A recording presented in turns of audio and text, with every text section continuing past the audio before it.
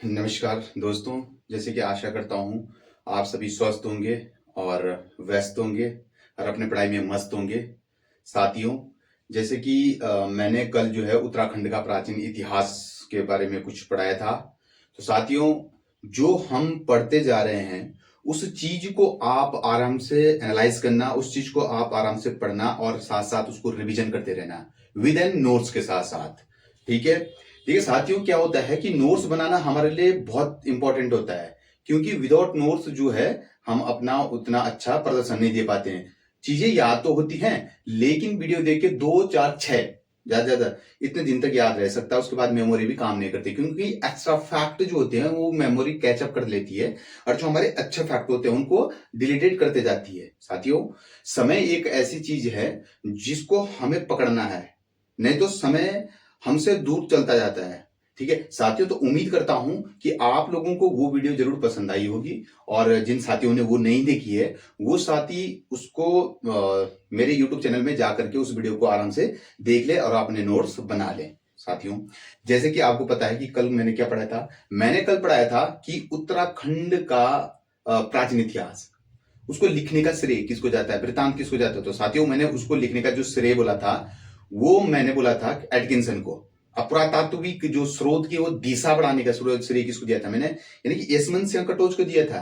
यानी कि मैंने दिया था यशोधर मठपाल को, मदन मोहन भट्ट को, मदन मोहन मालवी को, है ना, केपी नौटियाल को, सिप्रसाद डबराल को, है ना। और हटवाल के घोड़े के शैल चित्र कहां से मिले थे, तो अनमोड़ा से मिले थे। ठडूंगा तो उत्तरकाशी से मिले थे। इस चीज को याद रखना है।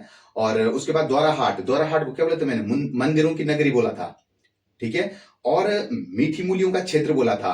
और उसी द्वारा हाट को मैंने और क्या बोला था कि कुमो का खजरो भी कहा था। सॉरी साथियों, थोड़ा सा वहां पे जो कुमो का द्वारा हाट को जो मैंने लिखा था वो कुमो का खजरो कर देना आप लोग, है ना। तो ये चीज बोला था मैंने द्वारा हाट को, और द्वारा हाट कत्तूरी वन से संबंधित है। तो साथियों, इस तरीके से जो मैंने कल पढ़ाया था उस वीडियो को जरूर आप लोग देख लें। ये थोड़ा जो है उससे आपका ये जो टॉपिक है ये क्लियर बाई क्लियर होता रहेगा। साथियों, आज जो नेक्स्ट टॉपिक होगा वो होगा उत्तराखंड का इतिहास के कालखंड। यानी कि कालखंड क्या होता है, कालखंड का मतलब होता है, नहीं खंड का मतलब होता है पार्ट।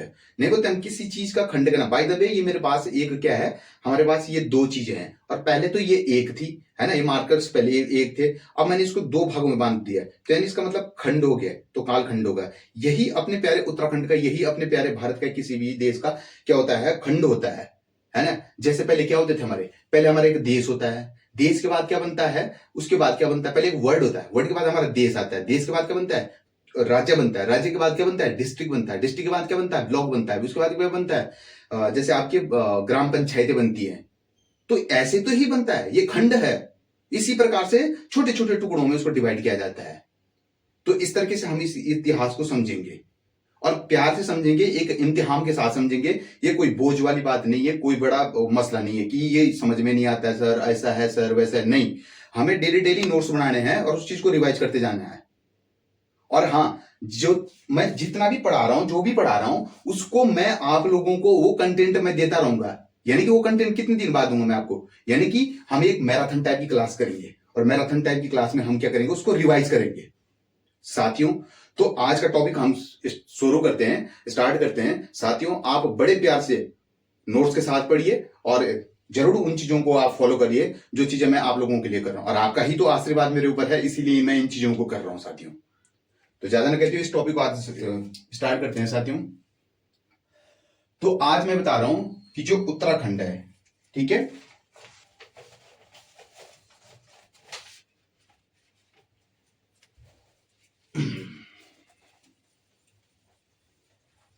साथियों, जो अपना उत्तराखंड के इतिहास के जो कालखंड है, यानी कि इसको 3 भागों में बांटा गया है। कौन कौन से 3 भाग हैं? नंबर 1 है प्रागैतिहासिक काल,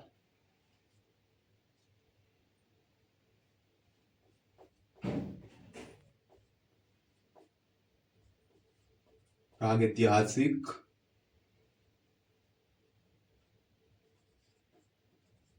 काल। ठीक है साथियों।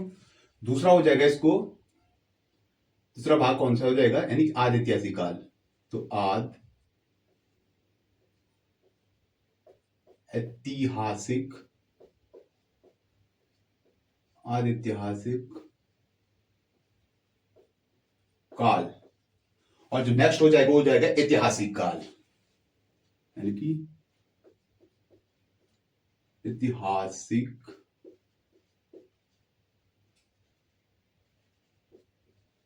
काल।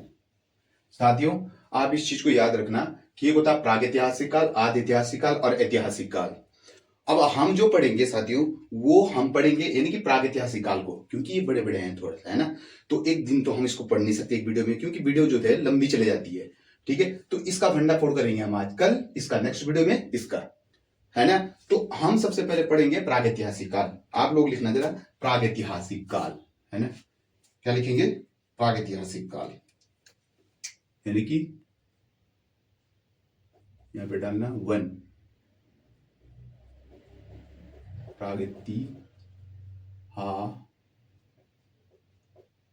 प्रागैतिहासिक काल। ठीक है साथियों, इसको कल पढ़ेंगे, इसको नेक्स्ट वीडियो में प्रागैतिहासिक काल के बारे में पढ़ेंगे। ठीक है, तो प्रागैतिहासिक काल के सबसे नीचे यहां पे लिखना आपका काल, यानी कि कितने भागों में डिवाइड करेंगे हम इसको? 2 भागों में डिवाइड करेंगे, यानी कि एक होता है पुरातात्विक स्रोत, एक होता है साहित्यिक स्रोत। तो पुरातात्विक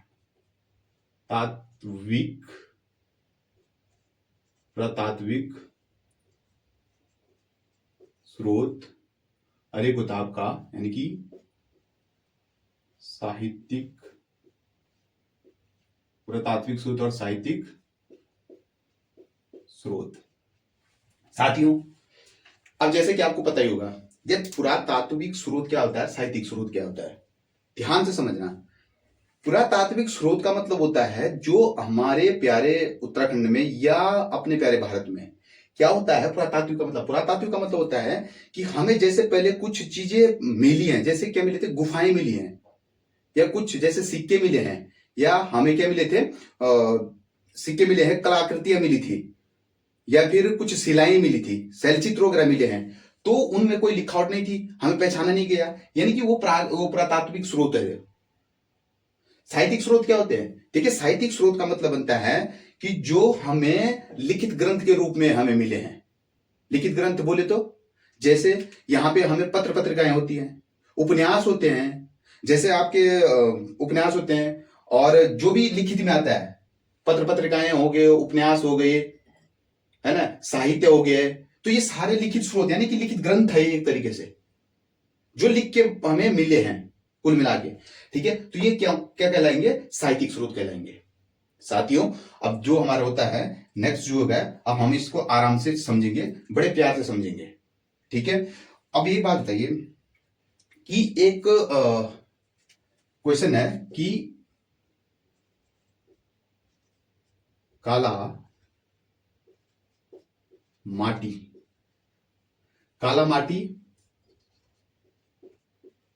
मैला पैनाली,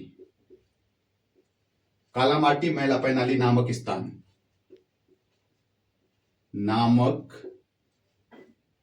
स्थान से प्रागैतिहासिक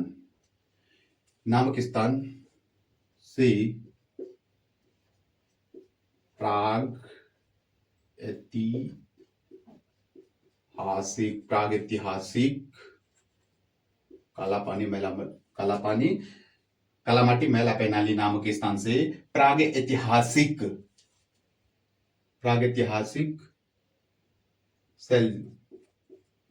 शैलचित्र कहां से प्राप्त हुए? जरा बताएंगे इस चीज को, क्या लिखा मैंने? इस चीज को ध्यान से समझना है कि एक जगह पड़ती है काला माटी मैला पैनाली नामक स्थान पड़ता है, यहां से प्रागैतिहासिक शैलचित्र ये कहां से मिले थे? ये मिले थे आपके अल्मोड़ा से। कहां से मिले थे? अल्मोड़ा से। ठीक है, तो यहां पे लिख देंगे इसको, ये मिले थे आपके अल्मोड़ा। अल्मोड़ा कहां से मिले थे? यानी कि अल्मोड़ा। ठीक है, ये कहां से मिले थे? आपके अल्मोड़ा से मिले थे। साथियों इस चीज को भी याद रखना है आपको। ठीक है, अच्छा दूसरी चीज मिली थी आपने सुना होगा कि नैनीताल के निकट एक खुटानी नामक स्थान पड़ता है, जहां पे आपका भीमताल है। भीमताल के ही नजदीक पड़ता है। यहाँ पाषाणकालीन अवशेषों की खोज किसने की थी? बोलेंगे यशोधर मठपाल ने की थी। और नेक्स्ट जो क्वेश्चन बनता है यहाँ से वेरी इंपॉर्टेंट करना आप लोग, ये आपके पेपरों की दृष्टि से बहुत महत्वपूर्ण है और आता भी है कि लोक कला संस्कृति संस्थान कहाँ पे है? तो ये नैनीताल के जो आपके भीमताल बोला था मैंने, उसी के नजदीक है ये भी। ठीक है, 19 जो होता है 1983 में इसकी खोज कर ली गई थी। किसने की थी? यशोधर मठपाल ने की थी। इसको भी आप लिख देना, ये दोनों क्वेश्चन बहुत इंपॉर्टेंट है। ठीक है, कि नैनीताल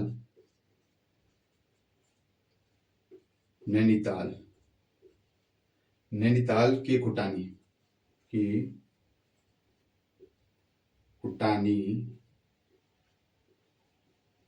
नामक स्थान, नैनीताल के कुटानी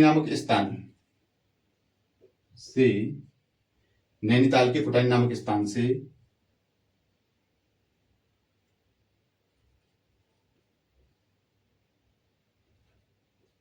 पुरापाषाण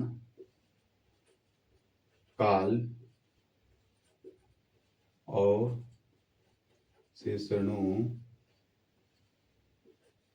की खोज। ठीक है, अवशेषों की खोज अभी मैं इसका लिख लेना है। ठीक है, और यहां से लोक कला संस्कृति संस्थान कहाँ है ये भी लिख देना। ठीक है, और दूसरा है इसका यहाँ पे मोस्ट इंपॉर्टेंट करना है इसको कि लोक कला संस्कृति संस्थान कहाँ है?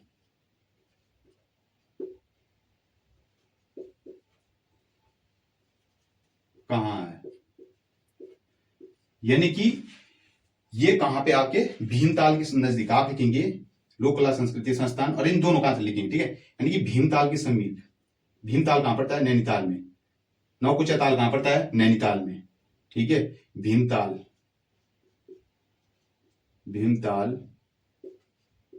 के समीप, इस चीज को आप लिख देना। ठीक है, कहां पड़ते हैं ये दोनों चीजें?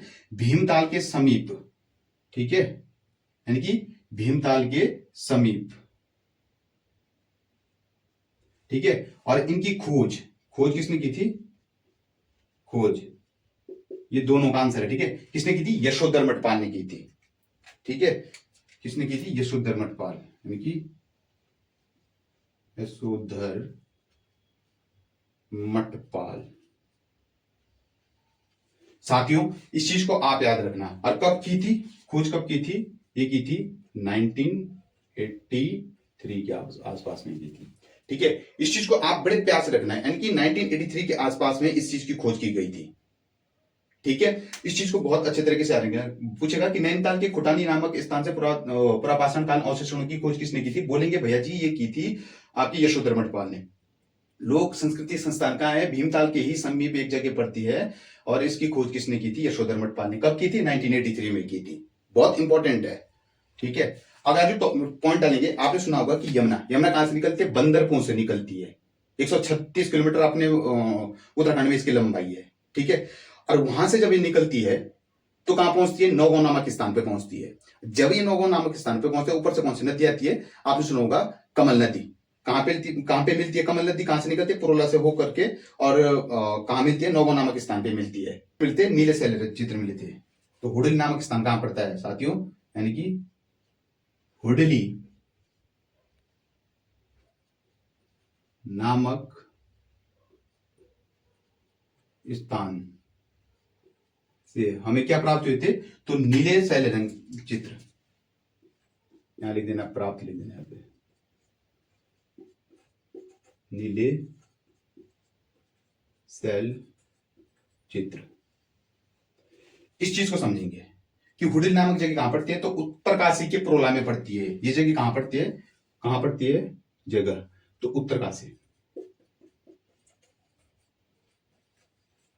लो, उत्तरकाशी के पुरोला। ठीक है, उत्तरकाशी के ब्लॉक पुरोला में पड़ता है, उसके नजदीक पड़ता है ये। ठीक है, और आपको एक चीज बताया था मैंने कल कि मेहरुड़ी उडियार है, ये किससे बताया था? रामगंगा घाटी से इसका संबंध बताया था मैंने। ठीक है। रामगंगा घाटी में पाषाणकालीन अवशेषणों की खोज किसने की थी? यशोधर मठपाल ने। रामगंगा घाटी में कपमार्क्सों की खोज किसने की थी? यशोधर मठपाल ने की थी। कहां पड़ती है? बागेश्वर पिथौरागढ़ जिले में पड़ती है। और इसमें क्या बताया था मैंने बताया था कल इसमें कि भैया जी इसमें जो एक मेहरुड़ी उद्यान है, ये किससे संबंधित है? रामगंगा घाटी से। तो रामगंगा घाटी में मेहरुड़ी उद्यान से वर्तमान में जो चित्र है वो समाप्त हो गए। लगे हाथ तो इसको भी लिख लेना कि मेहरुड़ी, ये लिखना कि राम गंगा घाटी में मेहरुड़ी उडियार में जो पहले वहां जैसे कपमार्क्स वगैरह मिले होंगे, कुछ तो चीजें मिली होंगी वहां पे ना, तो वो अब समाप्त हो गए। शैल चित्र क्या हो गया वहां पे? समाप्त। ये लिखेंगे शैल चित्र समाप्त हो गए। क्या लिखेंगे यहाँ पे? शैल चित्र क्या हो गए? समाप्त। ठीक है, इसको भी आप इंपॉर्टेंट कर लेना। ठीक है, तो ये चीजें आप जो है ना लिखते जाना और इसको थोड़ा सा इंपॉर्टेंट करते जाना, क्योंकि बहुत इंपॉर्टेंट है ये चीजें। ठीक है, अच्छा, इसके बाद आ जाता है आपका नेक्स्ट टॉपिक जो होगा वो आएगा लाखों गुफा उडियार। प्यार से समझेंगे और एक इम्तिहान से समझेंगे। साथियों, पहले क्या बताया था मैंने कि पुरातात्विक स्रोत है, साहित्यिक स्रोत है, प्रागैतिहासिक काल पढ़ रहे हैं हम, और कालामाटी मैला पलांडे नामक स्थान से प्रागैतिहासिक काल के शैल चित्र वगैरह कहां से मिले थे? तो अल्मोड़ा से मिले थे सर जी। उसके बाद नैनीताल के कुटानी नामक स्थान से पुरातात्विक वो प्रापाषाण काल अवशेषणों की खोज किसने की थी? और यहाँ पे लोक कला संस्कृति संस्थान कहाँ है? तो ये सब जो है भीमताल के समीप है। खोज की थी इसको यशोधर मठपाल ने 1983 में की थी। हुडिल नामक स्थान, हाँ हुडिल नामक स्थान बोलना, हुडिल नामक स्थान से प्राप्त नीले शैल चित्र जो होते हैं प्राप्त होते हैं। कहां पड़ता है? उत्तरकाशी। उत्तरकाशी कहां पड़ता है? पुरोला में पड़ता है। किस नदी के तट पर है? यमुना। ठीक है, और रामगंगा घाटी में मेरुड़ी उडियार के शैल चित्र प्राप्त हुए, जो शैल चित्र थे वो समाप्त हो गए हैं। ठीक है, इस चीज को आप बहुत इम्तिहान से समझेंगे साथियों, आप भी ऐसे ही नोट सुनाएंगे। उसके बाद आता है आपका लाखोडियार। लाखोडियार का भंडाफोड़ में यहीं पे कर रहा हूं। अगला जो टॉपिक डालेंगे आपको क्या डालेंगे? लाखोडियार की लाखू उडियार। लाखू उडियार बोल सकते हैं आप, या लाखू गुफा भी आप इसको बोल सकते हैं कि लाखू गुफा भी होती है।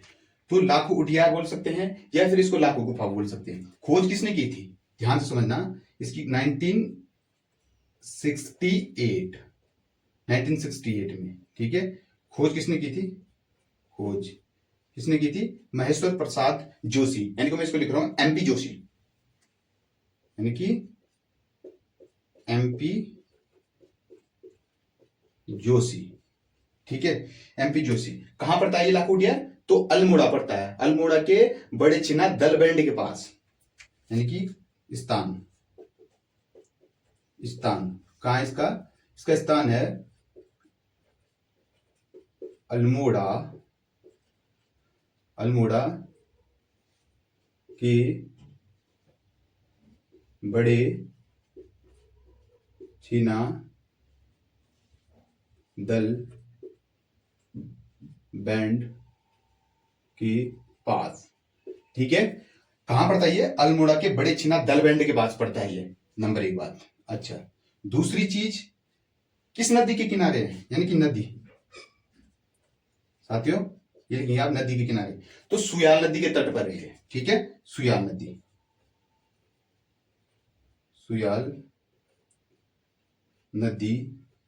के तट पर।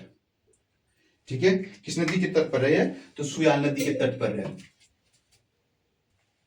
ठीक है, इस चीज को आप याद रखना, सुयाल नदी के तट पर है। यहां से क्या मिले? यहां पे मानव और पशुओं के कुछ शैल चित्र प्राप्त हुए, जो 3 रंगों में थे। कौन कौन से रंग थे? लाल था, काला था और सफेद रंग के थे। इनकी जो तुलना की जाती है किससे की जाती है? तो भीमबेटका गुफा से की जाती है। भीमबेटका गुफा कहां पे है? तो आप बोलेंगे सर जी भीमबेटका की जो गुफा है वो आपका मध्य प्रदेश में है, और 2003 में इस भीमबेटका की जो गुफा है इसको विश्व धरोहर में घोषित कर दिया गया है। ये किस आकार के थे? इस तो नाखून के आकार के थे। ये याद रखना, मैं लिखा दे रहा हूं। ठीक है, क्या मिले यहां पे? प्राप्त लिख सकता हूं मैं, प्राप्त किया हुआ आपने यहां पे, यानी कि यहां पे हुआ थे मानव ने पशुओं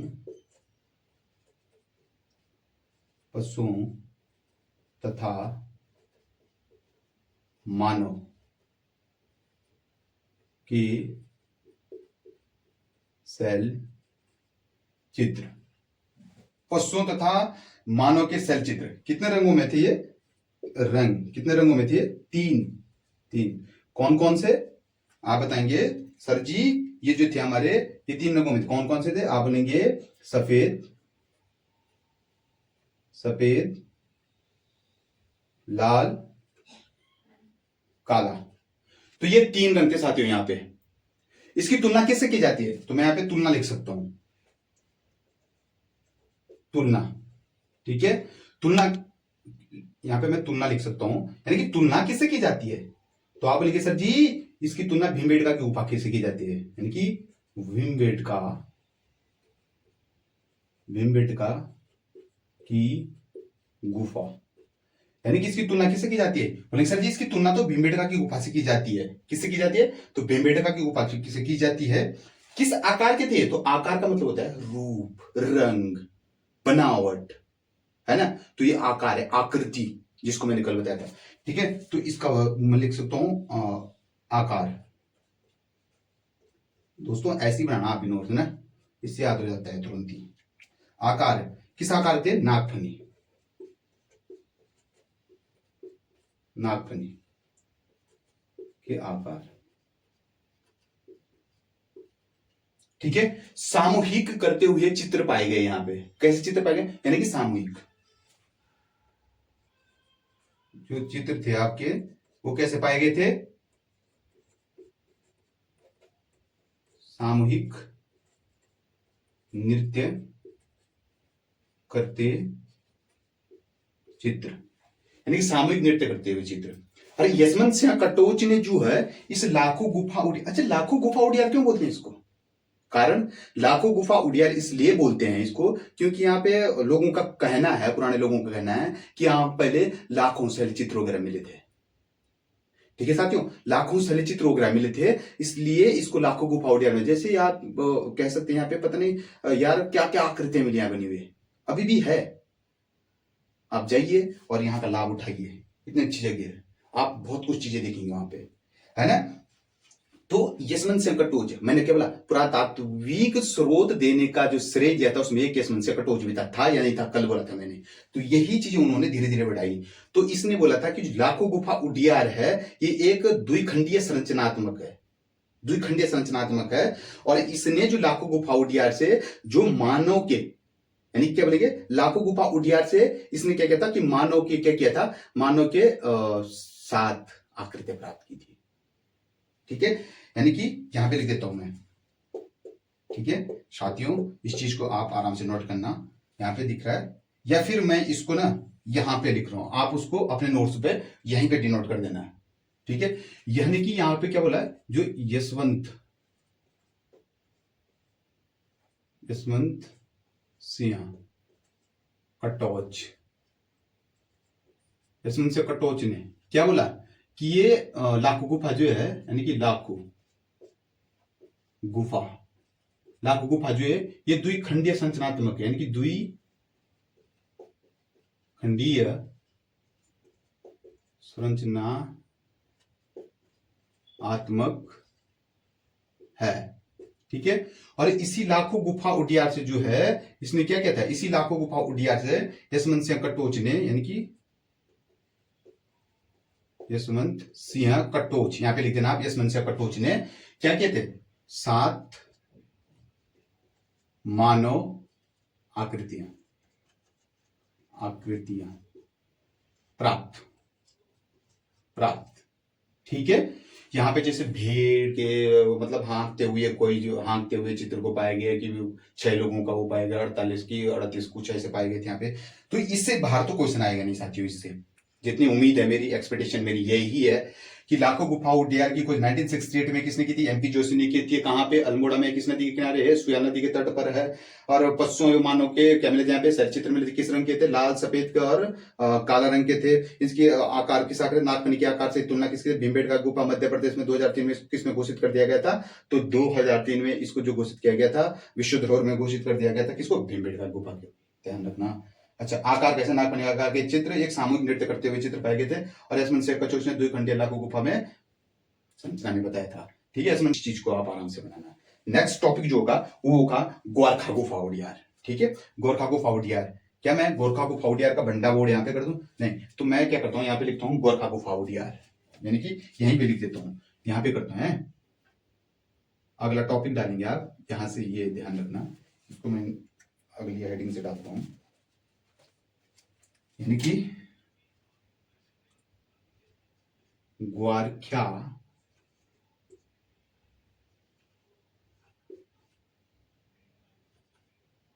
गुफा।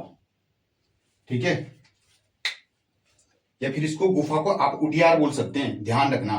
गोरखा गुफा उडियार। अच्छा, गोरखा गुफा उडियार का मतलब होता है कि जो पुराने विद्ध होते थे हमारे, तो उन तक लाने का श्रेय किसने दिया था? तो राकेश भट्ट ने दिया था। यानी कि उन तक लाने का श्रेय किसने दिया था? तो राकेश भट्ट ने दिया था। ठीक है, ये चीज आप ना ध्यान रखना। ठीक है, और यहां पे इस चीज को लिखेंगे कि खोज किसने की थी? खोज। ठीक है, यानी कि खोज की थी राकेश भट्ट। यानी कि कुल मिला के इसको खोज करता कौन माना जाता है? तो राकेश भट्ट माना जाता है। ठीक है, कब की थी?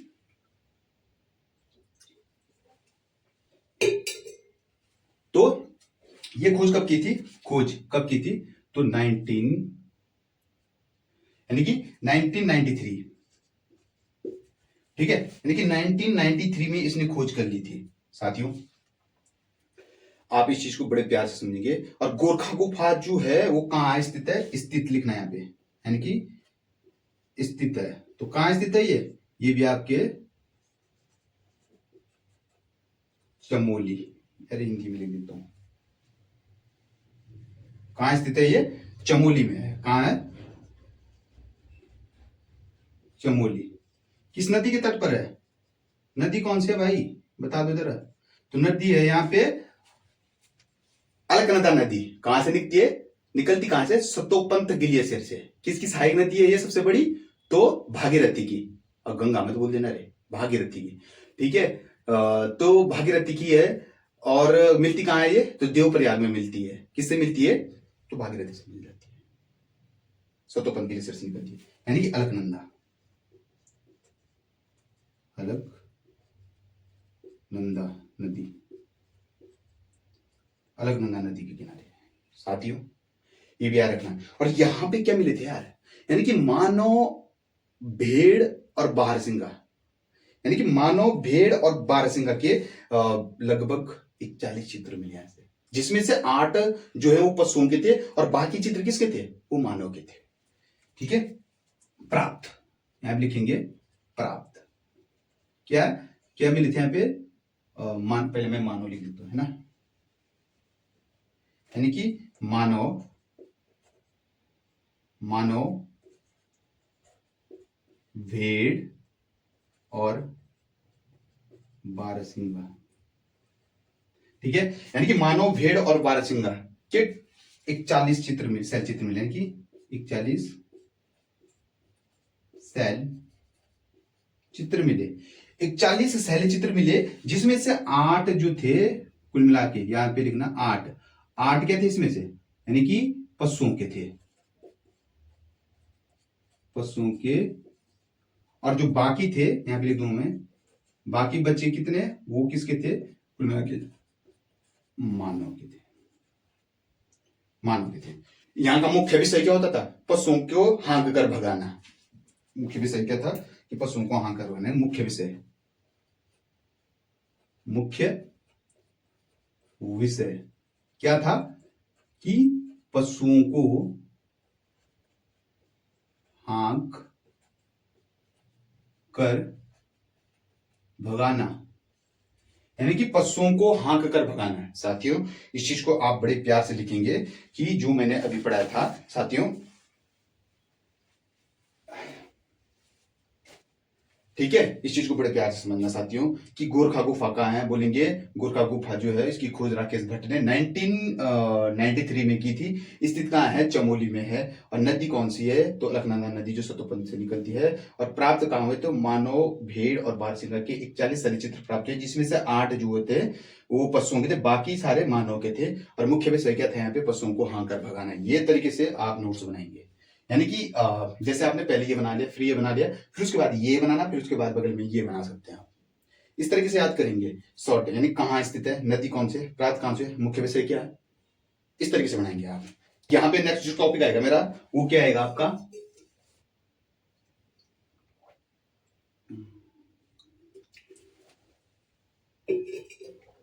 तो ये आएगा आपका किमिनी गांव।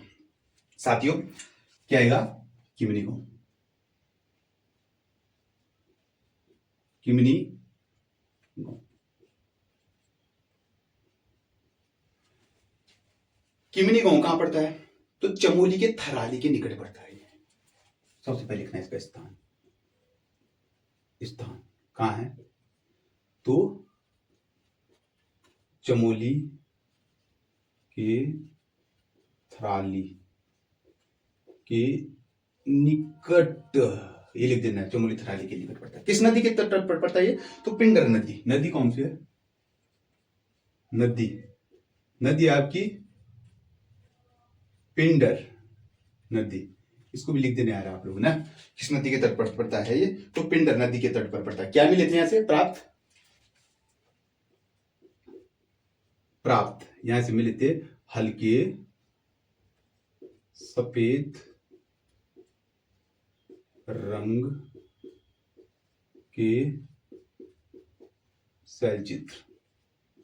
बस इसे इतना याद रखेंगे कि किमिनी गांव कहां पड़ता है, चमोली थराली के पास पड़ता है। नदी कौन से, पिंडर नदी के किनारे है। और यहाँ पे हल्के सफेद रंग के शैलचित्र प्राप्त हुए थे। दोस्तों इसको भी आपने याद रखना है, ठीक है। और अब मुझे तो इरेज करना ही पड़ेगा, है ना। अच्छा अब मैं कर देता हूं इधर से, है ना, इतना मैं थोड़ा सा इरेज करके चल रहा हूं, इतना सा, ठीक है। अब साथियों नेक्स्ट टॉपिक समझना आप, मलारी गांव। ये इंपॉर्टेंट है भाई, मलारी गांव, यहां से क्वेश्चन बनता है, ठीक है। ऐसा नहीं है क्वेश्चन नहीं बनेगा, ठीक है, ठीक है। यानी कि मलयारी गांव, ठीक है। आप लिखेंगे यहाँ पे अगला टॉपिक लिखेंगे आप। कितने टॉपिक हो गए मेरे, एक हो गया, दो हो गया था, तीसरा हो गया था, चौथा हो गया था, पांचवा, ठीक है। यार हम ना वो डालेंगे सीरियल नंबर, मैं बोल जाता हूँ। तो आपका पड़ेगा मलयारी गांव। मलयारी गांव में होता क्या है, आप ध्यान से समझना कि गढ़वाल कुछ सर्वेक्षण किए गए थे यहाँ पे। जैसे किसके द्वारा किया गया था, गढ़वाल विश्वविद्यालय के द्वारा 1983 और 2000 यानी कि 2001 में यहां पे गढ़वाल के विश्वविद्यालय द्वारा सर्वेक्षण किया गया। पहला पॉइंट तो यही लिख दो आप, है ना। तो यहां पे क्या हुआ था कि गढ़वाल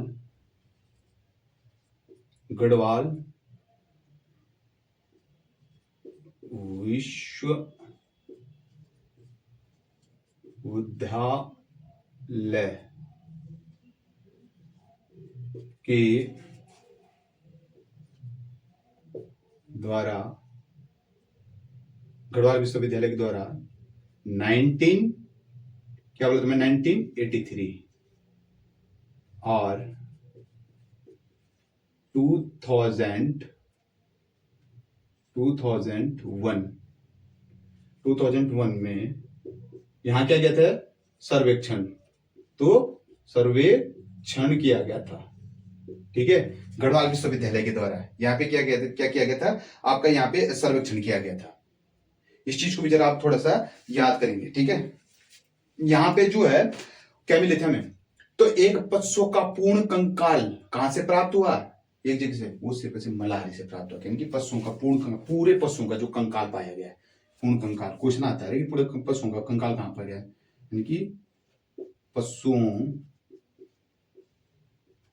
का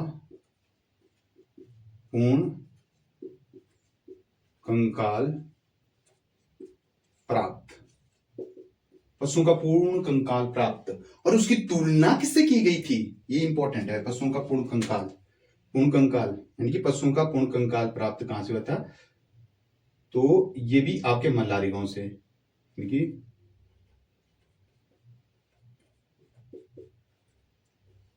तुलना, इसकी तुलना किससे की गई थी, यानी कि तुलना, आप भी ऐसे लिखना।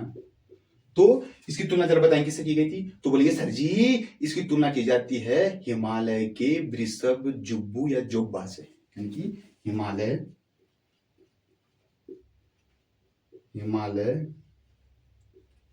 के वृषभ, आप लिखेंगे जुब्बू या फिर ऑब्लिक में लिखेंगे जोब्बा से आता है। इसकी तुलना किससे की गई, जो पूर्ण कंकाल पाया गया था, कहां पाया गया था, मलारी में पाया गया था, तुलना किससे की गई थी इसकी, तो हिमालय के वृषभ के जुब्बू या जुब्बा से की गई थी। अब आप बताएंगे कि 5.2 का नरकंकाल स्वर्णमुख के जो और मृदभांड के जो पाया गया था वो कहां से पाया गया था, तो यहीं से तो पाया गया था, कहां से, मलारी से। तो यहाँ पे इसको बड़े प्यार से समझिए कि 5 kg के, यानी कि 5.2 kg, ठीक है, 5.2 kg के जो आपका क्या है, नरकंकाल, 5.2 kg के नरकंकाल, ठीक है, नरकंकाल सोने का औरण नरकंकाल औरण का मृद भांड कहां से पाए गए थे, तो ये भी आपके कहां से पाए गए, बोलेंगे मल्लारी से, ठीक है, ये भी आप नोट कर लेना, कहां से पाए गए थे, ये भी मल्लारी से पाए गए थे। साथियों इस चीज को आप नोट करना, ठीक है। मृदभांड यानी कि मृदभांड यार मिट्टी के बर्तन होते हैं, ठीक है, याद रखना इस चीज को। अच्छा, जो यहाँ पे हमारा जो नेक्स्ट टॉपिक होगा, ठीक है, और नेक्स्ट जो होगा यहाँ पे आप अगली चीज लिखेंगे, यहाँ से क्या प्राप्त किए गए थे। आपने सुना होगा कि चमोली में एक घाटी पड़ती है, कौन सी घाटी पड़ती है, नीति घाटी पड़ती है। तो नीति घाटी जो आपकी पड़ती है, तो उस नीति घाटी में हमारे क्या पाए गए थे साथियों, आप बोलेंगे सर जी इस नीति घाटी में कुछ, अच्छा एक चीज मैं भूल गया था, जो यहाँ पे मृद भांड पाए गए थे इनकी तुलना किससे की गई थी, तो पाकिस्तान में एक स्वाद घाटी के सिल्डे से की गई थी। जो मृद भांड है, जो आप लिखेंगे यहाँ पे जो मिट्टी के बर्तन थे, यानी कि लिखेंगे मिट्टी के बर्तन, जो यहाँ पे क्या पाए गए थे, आपके मिट्टी के बर्तन पाए गए थे साथियों। तो इस मिट्टी के भाटियों की जो तुलना की गई, यहाँ पे लिखेंगे तुलना, वो किससे की गई थी, तो नल्ला पाकिस्तान से, नल्ला पाकिस्तान, यानी कि पाक लिख देता हूं मैं,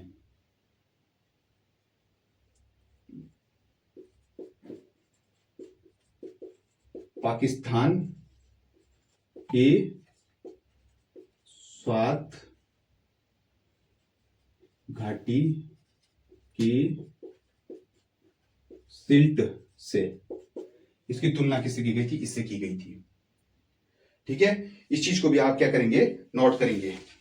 अब यहां पे नया चीज याद है एक, ठीक है, शिव प्रसाद डबराल ने, याद रखना आपके कि शिव प्रसाद डबराल ने जो है वो नीति घाटी में क्या किया था उसने, 1956 के आसपास में, कब लिखे 1956 के आसपास में क्या किया था, मंडलाकार अवशेषणों की खोज की थी, यानी कि शिव प्रसाद डबराल ने, यहां लिखेंगे शिव प्रसाद डबराल ने 1956 सन याद रखेंगे, 1956 में नीति घाटी याद रखना रे, नित्ती घाटी, नित्ती तरह मत बोल देना, वो अलग चीज है। नित्ती, माणा, किंगरी, बिंगरी और बालचा, चोराहोती, मारचियोग, टोपीधुरा, थांगला, मुंगला, निलिंगला, सांकरजला, श्रीकंठ, टोपीधुरा, ये सारे दर्रे हैं, उसको मैं अपने आप पढ़ूंगा। ये वाली नित्ती घाटी नहीं, ये वाली नित्ती घाटी है जो चमोली में पाई जाती है। जैसे पहले घाटी कौन सी है, चिनाब घाटी है आपकी।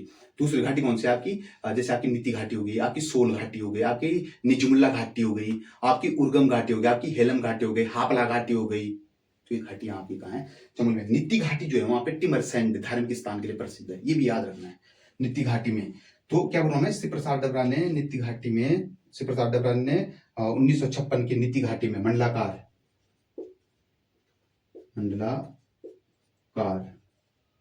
क्या हो गया, मंडलाकार अवशेषों की खोज की।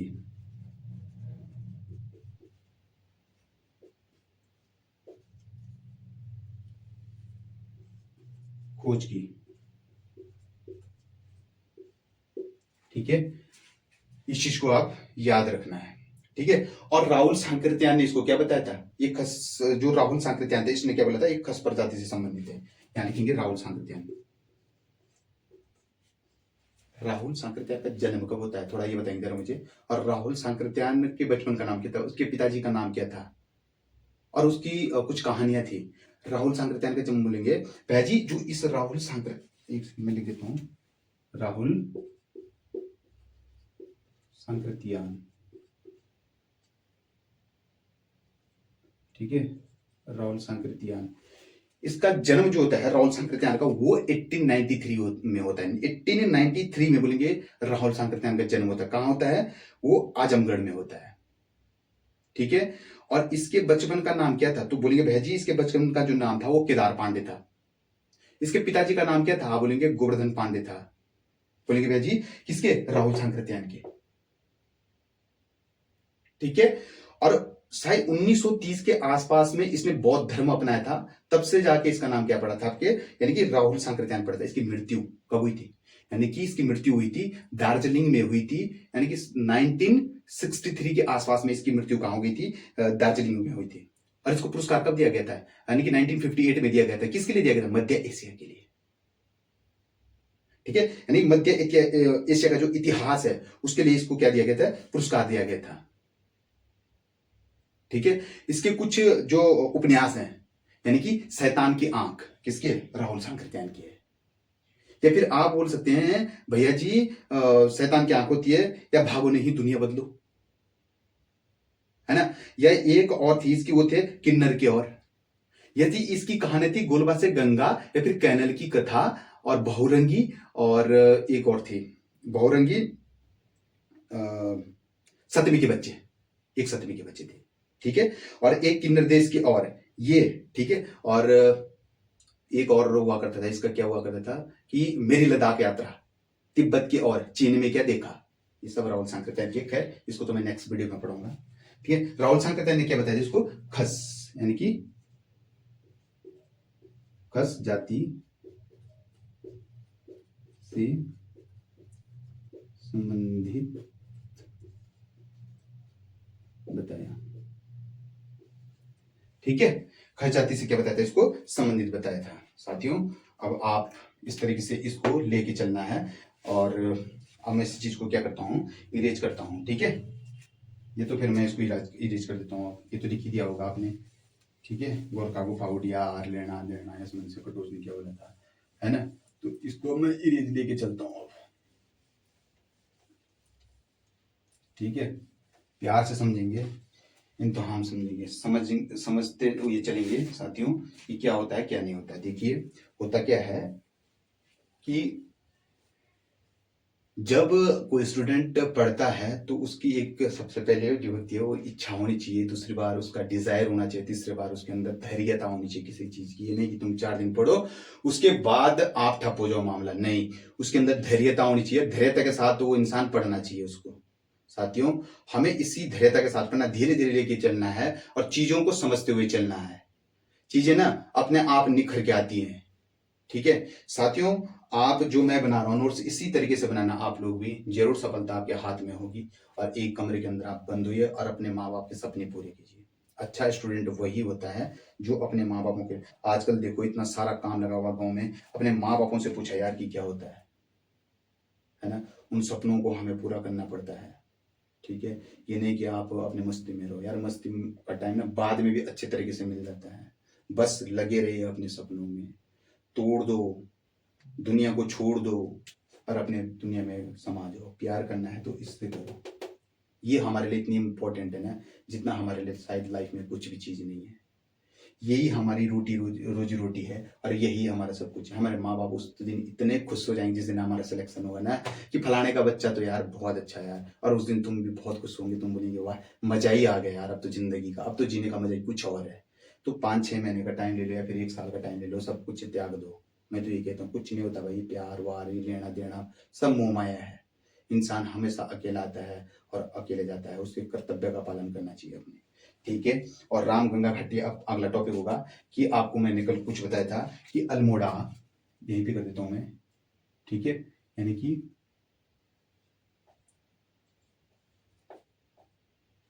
अल्मोड़ा, यानी कि अल्मोड़ा से कुछ समाधान मिले थे, अल्मोड़ा के से,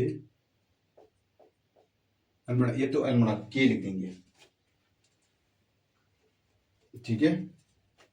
अल्मोड़ा के समाधान, ठीक है। कुछ समाधान मिले थे यहाँ पे, जैसे आपको कल मैं बताया था कि रामगंगा घाटी में पाषाण काले वर्षण की खोज, वही क्वेश्चन आ गया दोबारा।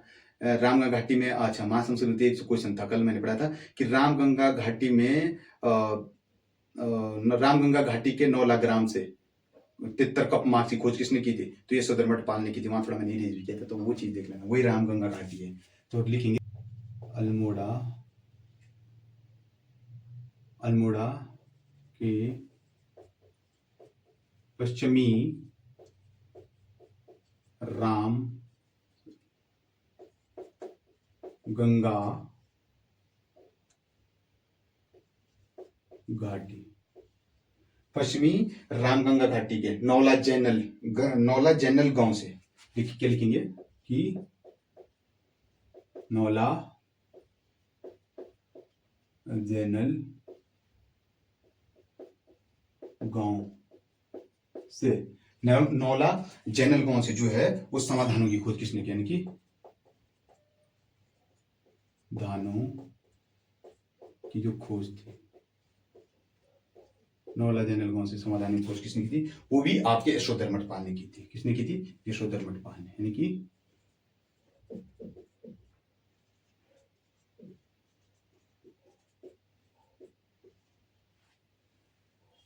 एक चीज और है कि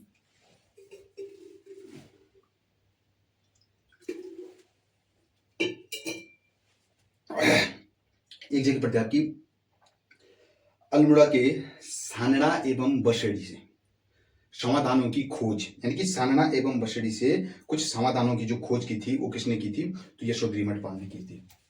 कौन जगह है, अल्मोड़ा, अल्मोड़ा के सानड़ा एवं बसेड़ी से समाधानों की खोज, ठीक है। खोज किसने की थी, ये भी आपके लगे हाथ यशोधर, जो कितना काम किया यशोधर मठपाल ने। अरे इन दोनों सानड़ा, यानी कि सानड़ा एवं जो वसेड़ी है, ठीक है, यानी कि क्या बोलेंगे, सानड़ा एवं जो बसेड़ी है, ठीक है। सानड़ा और बसेड़ी के प्रकार के जो समाधान है, ये 2 प्रकार के हैं, सानड़ा एवं बसेड़ी प्रकार के समाधान, यानी 2 प्रकार के समाधान है, ऐसे लिखेंगे ना, 2 प्रकार के समाधान है, यानी कि सानड़ा एवं बसेड़ी, इसको मैं इरेज कर रहा हूं, बसेड़ी, सानड़ा एवं बसेड़ी, बसेड़ी में 2 प्रकार के समाधान प्राप्त, कौन कौन से थे, कौन कौन से थे, जरा इसको बोलेंगे कौन कौन से थे। एक तो सिल्ट, सिल्ट, यानी एक था आपका अर्न बैरियल, अर्न बैरियल, ये याद रखना, ये इंपॉर्टेंट है यार, ठीक है, ये इंपॉर्टेंट है इस चीज का, ठीक है। आप क्या बोलेंगे कि अल्मोड़ा के सानड़ा एवं बसड़ी से समाधानों की खोज किसने की थी? तो यशोधर्मठ पाल ने की थी। सानड़ा एवं बसड़ी दो प्रकार के समाधान प्राप्त हुए थे, सिल्ट एवं अर्ण प्रकार के समाधान जो थे वो प्राप्त हुए थे। अब आता है आपका लोएथाप, यहीं पे लिख देता हूं मैं। लोएथाप क्या होता है? लोएथाप कहाँ है आपका? लोएथाप, ठीक है, लोएथाप, ठीक है। यानी कि आप ये बताएंगे कि लोईथाप कहां पड़ता है? अल्मोड़ा में पड़ता है सर जी। आप क्या बोलेंगे? लोईथाप कहां पड़ता है? अल्मोड़ा में पड़ता है, ठीक है, यानी कि अल्मोड़ा, लाल रंग के, यहाँ पे क्या होता था? लोईथाप अल्मोड़ा में क्या होता था कि जो लोग होते ना, वो हाथ में हाथ डाल करके जब शिकार करते तो हाथ पे हाथ डाल करके क्या करते थे? यहाँ पे नृत्य करते थे, यानी कि हाथ शिकार करते समय लिखेंगे, यानी कि शिकार करते समय हाथ में हाथ डालकर क्या करते थे? ये नृत्य। अभी ऐसे होते थे भाई, ये जैसे देखो, ये है, इसने इसका हाथ पकड़ा, दूसरा, इसने इसका हाथ पकड़ा, तीसरा, इसने इसका हाथ पकड़ा, ऐसे कुछ होते थे, मतलब इस तरीके समझे आपके, इस तरीके से होते थे, ठीक है। हाथ में हाथ डाल करके ये क्या करते थे? शिकार करते थे, ठीक है। अब अगला जो टॉपिक है वो आएगा पेटशाला एवं फड़कानौली, ठीक है, इसको भी पढ़ा देते हैं आज। ये क्या होगा? पेटशाला एवं फड़कानौली। मैं इसको इरेज कर रहा हूँ, ठीक है, ये याद रखना, मलारी गढ़वाल विश्वविद्यालय द्वारा जो भी कुछ है ना। अब अगला टॉपिक पढ़ा रहा हूं मैं, पेटशाला एवं फड़कानौली। क्या बोलेंगे? अगला टॉपिक जो होगा, यानी कि पेटशाला एवं फड़कानौली,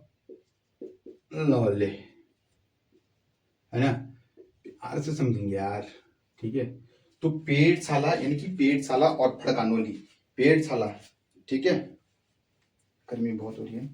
पेटशाला की खोज यानी कि फड़कानौली की स्थापना कब की गई थी? यानी कि फड़कानौली की स्थापना की खोज किसने की थी? खोज की थी इसकी यशोधर्मठ पाल ने। कब की थी? वो 1985 में की थी। कितने शिलाश्रय मिले थे यहाँ पे? 3 प्रकार के, यानी 3 प्रकार के शिलाश्रय प्राप्त, ठीक है। कितने प्रकार के शिलाश्रय मिले थे यहाँ पे? तो बोलेंगे सर जी यहाँ पे 3 प्रकार के शिलाश्रय मिले थे फड़कानौली। अच्छा, और पेटशाला, हाँ इस पे थोड़ा कंफ्यूज हो रहा था मैं, ठीक है, यानी कि पेटशाला,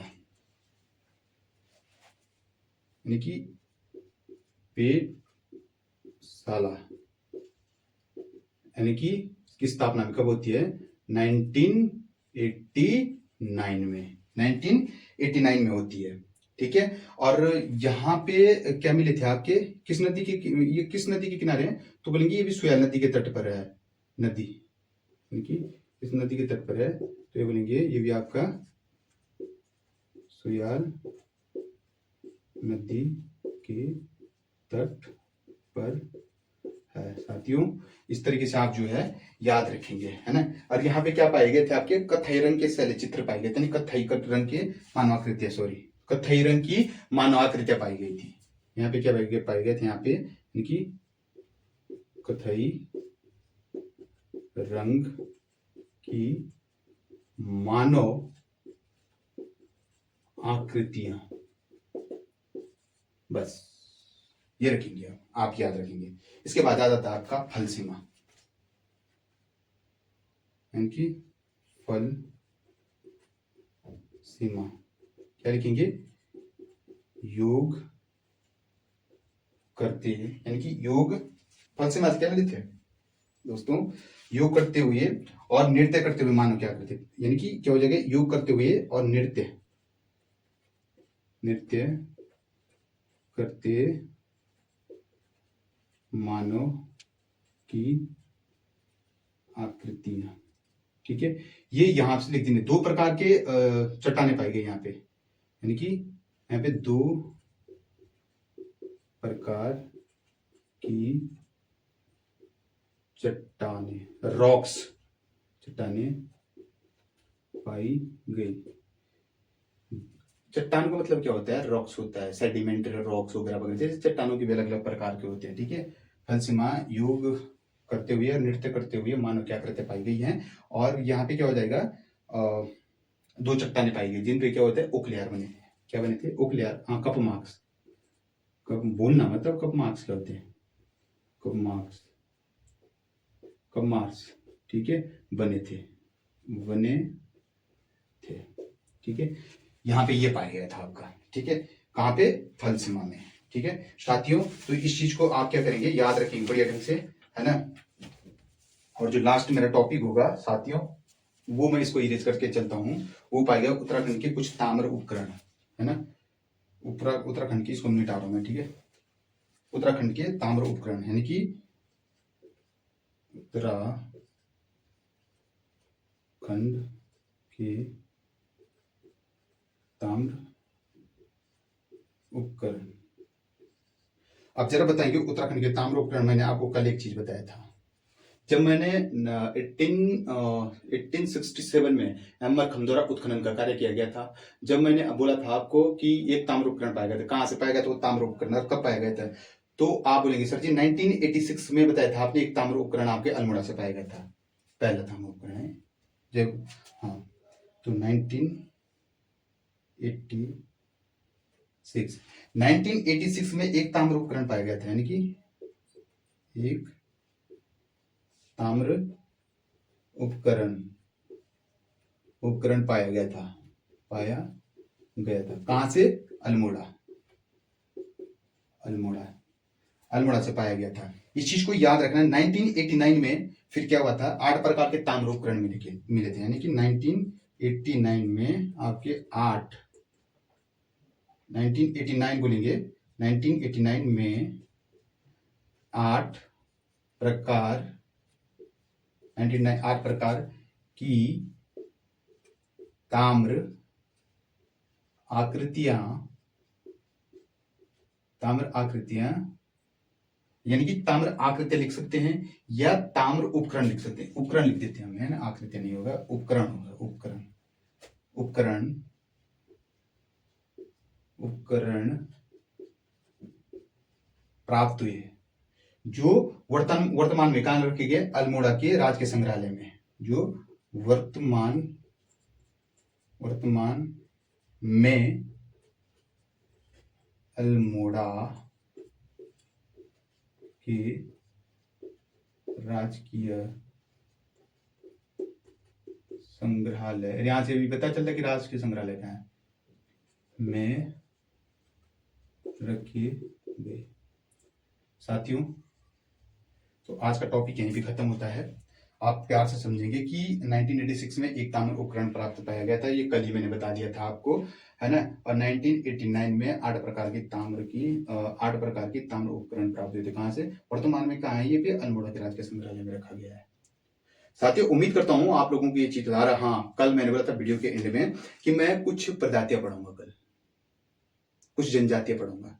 तो जनजातियां जो है साथियों, जैसे कोल हो गया, जैसे कोल के लिए बोलते हैं, तो ये सबसे पहली जनजाति मानी जाती है। और एक कुरूप होते हैं, ये भद्दे होते हैं देखने में, और ये लिंग की पूजा के साथ साथ आपके नाग की पूजा के साथ साथ लिंग की भी पूजा करते हैं। सिर्फ झंडे के नीचे अर्जुन के से ये युद्ध करते थे। और जॉर्ज गिरिसन के अनुसार बताया गया था वो पुरानी, सबसे पुरानी जनजाति है। या फिर किरात होता है, जैसे किरात की भाषा कैसे होती है, मुंडा होती है ना। और इनका भोजन क्या होता है, इनका सत्तू होता था, है ना। और ये थोड़ा घुमक्कड़ टाइप होते थे। साथियों, जो भी ये जनजाति है ना, कि किरात हो गया, कोल हो गया, यानी किरात हो गया, सबसे पहले जैसे आपको पहले कौन सी थी, कोल हो गया, किरात हो गया, खस हो गया, या सोका या भोटान थी। और एक टेस्ट में मुझे लगा था कि किस जनजाति को सोका के नाम से जाना जाता है। तो ये 4 जनजातियां बची हुई है, इनको मैं किसी नेक्स्ट वीडियो में निकालूंगा। तो साथियों, आज का टॉपिक यहीं पे खत्म होता है, और उम्मीद करता हूं कि आप लोगों को जरूर ये वीडियो भी पसंद आई होगी साथियों, है ना। क्योंकि मेरी यही उम्मीद है आप लोगों से कि आप इस चीज़ को अच्छे से फॉलो करेंगे, अच्छे से पढ़ेंगे साथियों, और हर एक दिन आपको वीडियो आते रहेगी। धीरे-धीरे हम ज्योग्राफी भी यहाँ पे स्टार्ट करेंगे, उत्तराखंड की ज्योग्राफी क्या कहती है ना? उत्तराखंड का भूगोल क्या कहता है, ठीक है? तो साथियों मैं यही कहता हूँ कि देखो जो अभी जिन्होंने अभी स्टार्ट नहीं किया वो स्टार्ट कर लें और बड़े इम्तिहान के साथ पढ़ें, है ना? कहते हैं ना कि लगा दो आग पानी में, जवानी उसे कहते हैं, छीन लो सिलेक्शन निशानी उसे कहते हैं। गौरव सर की शायरी थी, बड़ा मजा आता है शायरी में। तो साथियों आपसे ये उम्मीद है कि आपको ये जरूर ये वीडियो पसंद आई होगी, और so please video like and subscribe साथियों, और इसी के साथ नमस्कार और कल मिलते हैं।